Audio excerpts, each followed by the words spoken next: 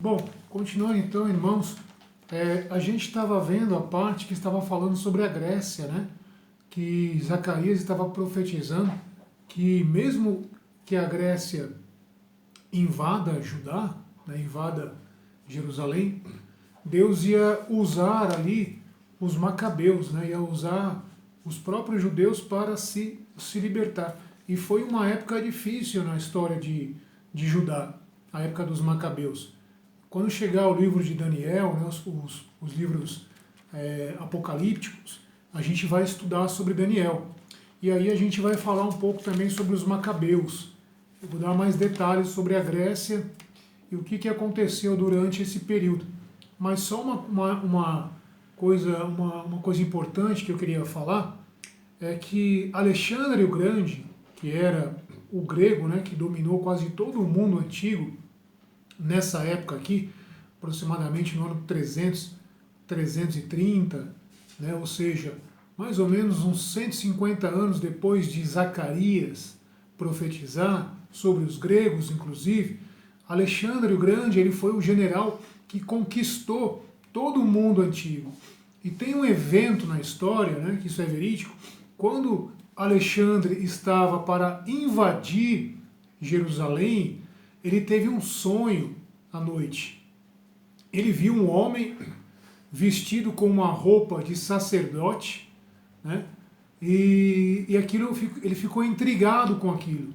Quando ele chegou para invadir Judá, para invadir Jerusalém, quem é que ele vê na frente dele? O homem que ele sonhou, o sacerdote, o sumo sacerdote, que era sumo sacerdote na época de Alexandre o Grande.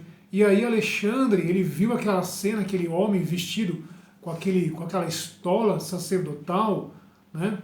E Alexandre, ele teve respeito, ele teve temor, e ele não invadiu Jerusalém. Então, quer dizer, a gente vê a mão de Deus aí, né? Alexandre foi um general que ele conquistou todo o mundo antigo, né? Ninguém escapou ao seu poder, né? Mas quando ele foi invadir a cidade, ele não o fez, ele respeitou, né, por causa deste sonho que ele teve na noite anterior. Só um detalhe, a gente vê como Zacarias ele já previu algo parecido com isso, né? Que esse povo aqui, que a gente comentou, os filhos de Javã, né, no capítulo 9, verso 13, nada mais são que os gregos, que seria o próximo reino, seria o reino, a maior potência, né, a maior potência da história ali depois dos persas, seriam os gregos. Capítulo 10. Capítulo 10, o que fala o capítulo 10? Capítulo 10 fala sobre a fidelidade do Senhor, né, que Deus, ele é um Deus de fidelidade. O Senhor promete mandar a chuva serôdia para a colheita. Nós já falamos sobre a chuva serôdia, né, que é a chuva que caía ali próximo da colheita, né, em meados de março, abril, caía a chuva serôdia para ser feita a colheita. Temos também palavra contra os feiticeiros, no capítulo 10. Mais uma vez aqui a feitiçaria é condenada, né? Capítulo 10, verso 2. Porque os terafins predizem a falsidade e os adivinhos veem mentiras. Os sonhos falam coisas sem fundamento e consolam em vão. Então, pelo jeito ainda havia prática da feitiçaria no meio de Judá, né? E Deus também diz que ele vai se levantar contra isso. Malaquias 3:5 também fala sobre feitiçaria. Então, quer dizer, parece que nem tudo que era condenado ali em Judá e Jerusalém, parece que nem tudo deixou de ser praticado, né? Parece que ainda havia prática de feitiçaria, o que a Bíblia condena severamente, né? Fala também sobre contra os falsos pastores, capítulo 10, versículo 3, fala contra, né, os falsos pastores e também os líderes, né, aqueles que são responsáveis em liderar as ovelhas, que eles estavam dominando o povo, né? Os bodes, fala contra os falsos pastores e os bodes, estrangeiros que dominavam o povo. Capítulo 10, verso 4. A pedra angular e a estaca são os chefes que vão sair do povo, mas também pode se referir a Cristo. Capítulo 10, verso 4.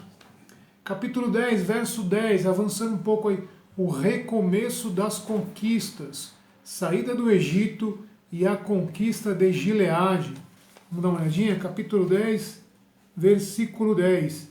Eu os reconduzirei do país do Egito e da Assíria os reunirei. Eu os farei entrar na terra de Gileade e no Líbano não lhes bastará. Então Deus ele estava relembrando aqui como foi a saída do Egito, né, a parte nostálgica do capítulo 10. Deus estava relembrando e estava também trazendo à memória do povo o que ele fez, né, o que aconteceu nessa época, quando o povo saiu do Egito e o povo conquistou a terra de Gileade, e o povo conquistou ali os arredores, né, da terra prometida em Canaã. Isaías 43, Isaías capítulo 40, verso 3, fala também sobre isso. Vamos dar uma olhadinha? Isaías 40, capítulo 40, verso 3. Repara como os textos, né, os textos proféticos, eles têm paralelos, né, em outros livros. A profecia, ela é uniforme, né, é uma profecia, ela é coerente. Então, os profetas, quando eles profetizavam, eles recebiam mensagens parecidas, mostrando que Deus ele é um Deus coerente. Capítulo 40, versículo 3. A voz que clama no deserto, abri caminho para o Senhor, na estepe, aplainai uma vereda para o nosso Deus. A gente sabe que aqui está falando sobre João Batista, né? Não vou falar sobre isso agora, porque a gente vai falar sobre isso em Malaquias. Mas eu queria chamar a atenção sobre o que Deus fala que abrir um caminho para o Senhor na estepe, aplainai uma vereda para o nosso Deus. Que é a mesma coisa que Zacarias está falando aqui, né, sobre esse caminho que vai ser aberto, né, assim como Deus ele abriu o caminho lá no Mar Vermelho, Deus ele abriu o caminho no deserto com aquela coluna de nuvem, né, que ia na frente, aquela coluna de fogo também que ia à noite, né, então mostrando aqui que quem abre o caminho para o povo passar, quem abre o caminho para o povo seguir é Deus, né? Zacarias fala sobre isso também. Teus cedros, capítulo 11, verso 1, abre tuas portas, ó Líbano, que o fogo devore os teus cedros. Por quê? Porque o motivo de orgulho no Líbano ali era aqueles cedros, né? Então Deus estava dizendo que esses cedros aí seriam devorados pelo fogo por causa da soberba. Levanta-te, cipreste, porque caiu o cedro, porque os majestosos foram devastados. Então a gente vê aqui novamente falando contra o orgulho, né? E aí capítulo 11, verso 4, aquele texto famoso, né, sobre os pastores, sobre os dois pastores, né? Zacarias, ele se passa como se fosse o tipo de Deus aqui agora, se passa, né, como Deus, e ele recebe a ordem do Senhor para apacentar as ovelhas. E olha o que diz, Isaías 11, 4. Assim diz o Senhor meu Deus, apacenta as ovelhas destinadas ao matadouro, aquelas cujos compradores matam, sem serem castigados, e cujos vendedores dizem, bendito seja o Senhor, eu sou rico, e cujos pastores não as poupam. Então, Deus estava confiando agora aqui na mão do profeta o pastoreio, iria pastorear aquelas ovelhas que estavam sendo maltratadas, né, pelos seus donos, maltratadas pelos seus líderes. O profeta se passa como pastor do rebanho, assim como Deus era do seu povo. Nesse primeiro momento, Deus, né, ou melhor, Zacarias, age como um pastor que cuida das ovelhas. Mas Israel rejeitou este pastoreio, né? Rejeitou, provavelmente quando escolheu o rei Saul, porque Deus era o rei, né? Não era monarquia, era teocracia. O que é teocracia? É quando Deus é o rei, quando Deus governa. E o povo rejeitou esse governo quando escolheu Saul. Passou a ser o quê? Uma monarquia. Né? Deus, é como se o povo tivesse rejeitado o pastoreio de Deus e foi pastoreado por Saul. Os donos das ovelhas aqui representados são os líderes judeus que exploravam o rebanho. Então os líderes ali, que tinham a responsabilidade de cuidar daquelas ovelhas, né? Ao invés de cuidarem daquelas ovelhas, eles estavam explorando as ovelhas, não estavam tendo cuidado das ovelhas, né? Estavam olhando para as ovelhas com olhos interesseiros e não olhando para a alma das ovelhas, né? se importando com as ovelhas. É interessante que Deus aqui ele faz uma alusão, sempre os líderes, né? Sempre os líderes são os mais atacados aqui. Os que têm a responsabilidade sobre o rebanho têm a responsabilidade muito maior perante Deus. Tiago fala sobre isso também, né? Que não haja entre vós muitos mestres, porque nós seremos cobrados muito mais. Então aqueles que se dispõem a ser líder, né, que se dispõem a ser pastor de ovelhas, vai ser cobrado muito mais, porque essas ovelhas pertencem a Deus, né? Essas ovelhas pertencem a Deus. A gente vê que primeiro a mensagem dura é para os líderes, mas depois também Deus dá uma mensagem dura para as próprias ovelhas. Por quê? Porque as ovelhas elas não quiseram ser pastoreadas pelo bom pastor que é Deus. Elas recusaram esse pastoreio. Os donos das ovelhas, né, o capítulo 11, verso 6, é um trecho estranho no contexto inicial, mas pode remeter a 1 Reis 2, 19 e 24. O que está dizendo lá? Capítulo 11, verso 6. Porque não pouparei mais os habitantes da terra, diz o Senhor. Eis que eu mesmo entregarei cada homem na mão de seu próximo e na mão de seu rei. Provavelmente aqui Deus estava se lembrando, né, de quando Saul foi escolhido rei. E aí Deus estava dizendo o seguinte: eu vou entregar vocês na mão daqueles que vocês escolheram, dos líderes que vocês escolheram. Eu vou entregar vocês nas mãos deles, porque não foram vocês que escolheram, então agora aguentem. Vocês rejeitaram o meu governo, rejeitaram o meu pastoreio, então não reclame dos seus líderes. Isso também é uma lição para a gente também.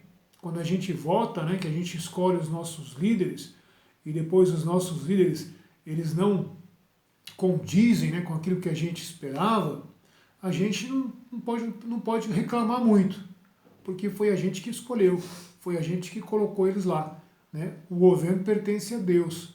Se nós nos submetêssemos a Deus em tudo, se permitíssemos que Deus nos governasse em tudo, então a gente não teria esses problemas. Né? Mas a promessa é que um dia Deus ele vai tomar o reino, um dia Deus vai governar, um dia Deus ele vai vir, né? Ele vai voltar, né? Aquele que virá, né? A palavra diz, eu sou aquele que era, que é e que há de vir. Então o Senhor ele há de vir e tomar de volta o reino que lhe pertence.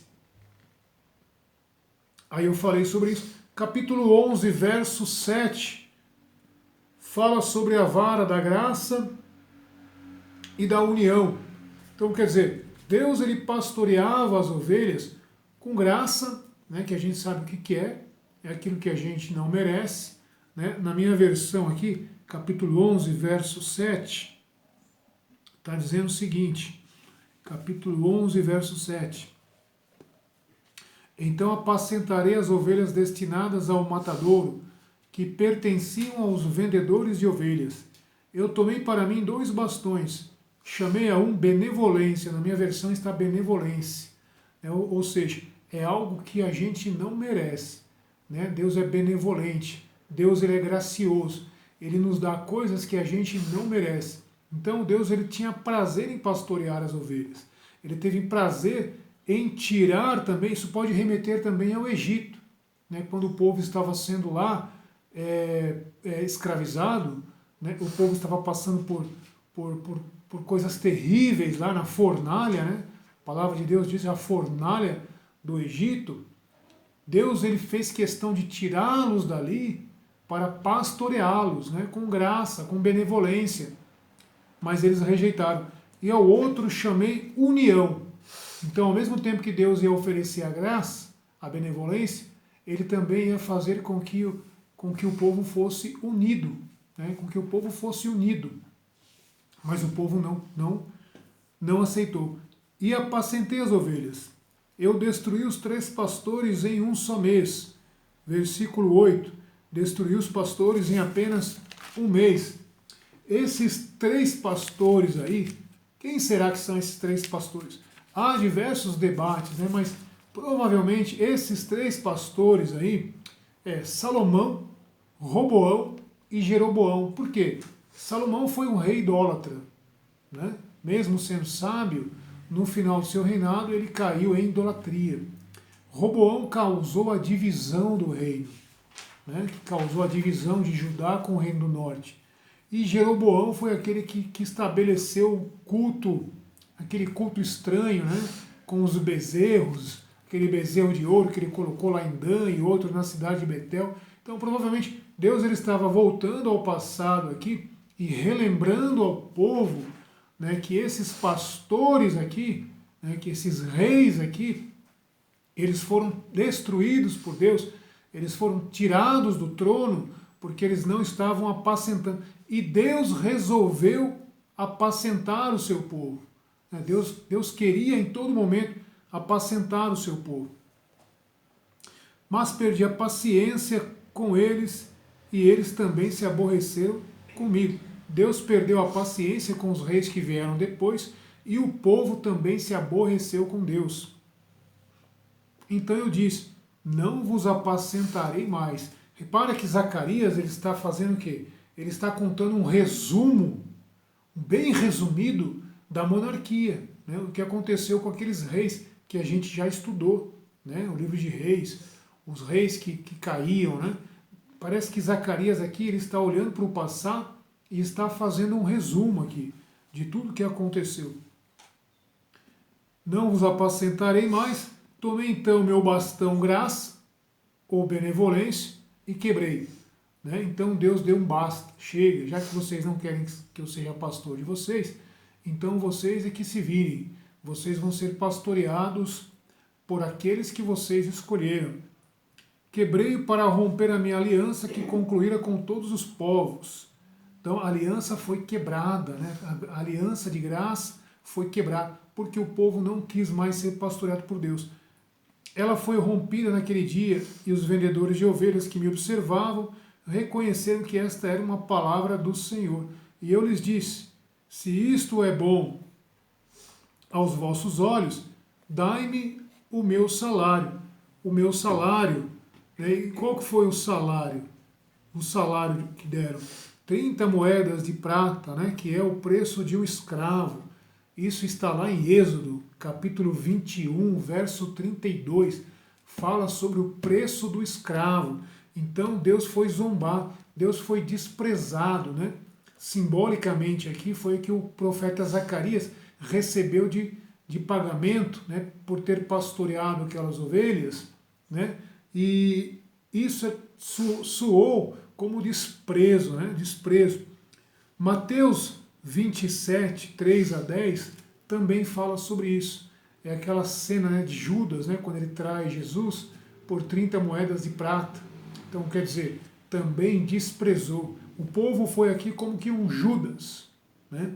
Desprezou a Deus, né, com o valor irrisório, o preço de um escravo. Continuando, capítulo 11, verso 14, a vara união é quebrada, a vara união. Quebrei então o meu segundo bastão, união, para romper a fraternidade entre Judá e Israel. Repara que isso é passado também, né? Isso já tinha acontecido, né? Justamente no tempo de Roboão, né? Roboão foi o causador dessa divisão, né? Lembra quando vieram lá, quando o povo veio com Jeroboão, eles vieram se apresentar humildemente diante de Roboão, né? E vieram pedir para Roboão não apertá-los tanto, né, no trabalho, né? Não apertá-los tanto. Roboão, ao invés de ouvir o conselho dos mais velhos, né, e acatar aquele pedido, o que Roboão foi fazer? Ele foi ouvir o conselho dos mais novos, daqueles que cresceram com ele. E o conselho dos mais novos foi um mau conselho. E aí Jeroboão e as tribos do norte se separaram de Judá, e aí houve a divisão. Então Deus ele está relembrando, né, o que aconteceu na história da monarquia. Então, os dois pastores nada mais é do que isso. É Deus ele relembrando a história da monarquia, né, a história desastrosa da monarquia, começando com esses pastores Salomão, Roboão e Jeroboão, quando começou as divisões e as contendas.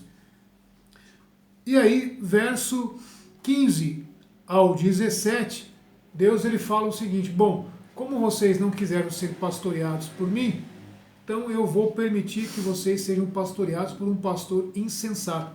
E aí ele pede, né, ordena a Zacarias que se comporte como um pastor insensato. Disse-me o Senhor: toma os apetrechos de um pastor insensato, porque eis que suscitarei um pastor na terra. Olha só, vai se levantar um pastor na terra.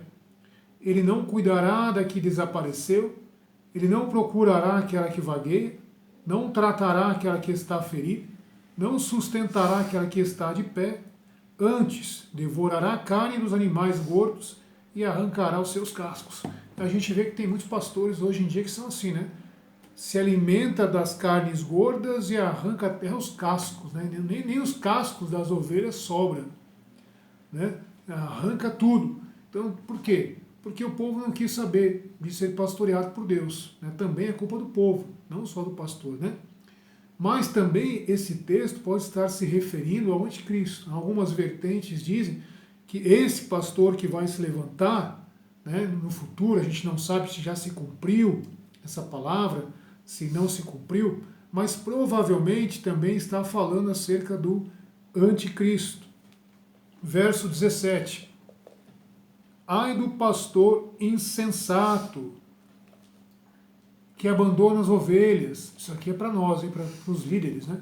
Para aqueles que cuidam de ovelhas. Que a espada esteja sobre o seu braço e sobre o seu olho direito. Que seu braço seque completamente e que seu olho direito se obscureça totalmente. Por que o braço direito e o olho direito? Porque é justamente isso que o pastor mais precisava para cuidar das ovelhas, né? O braço e o olho. Se ele não estava cuidando das ovelhas, para que ele precisa do braço e do olho? Então vai ser arrancado, vai ser cortado, né? Porque não tem necessidade, né? Se ele não está cumprindo com o seu trabalho, né, então aquelas ferramentas que Deus deu para ele vão ser arrancadas, né? E aqui a gente vê como a palavra é dura, né? Como a responsabilidade é grande para aqueles que são pastores de ovelhas, ovelhas que pertencem a Deus. Eu vou dar uma pausa. Quando eu voltar, a gente continua capítulo 12.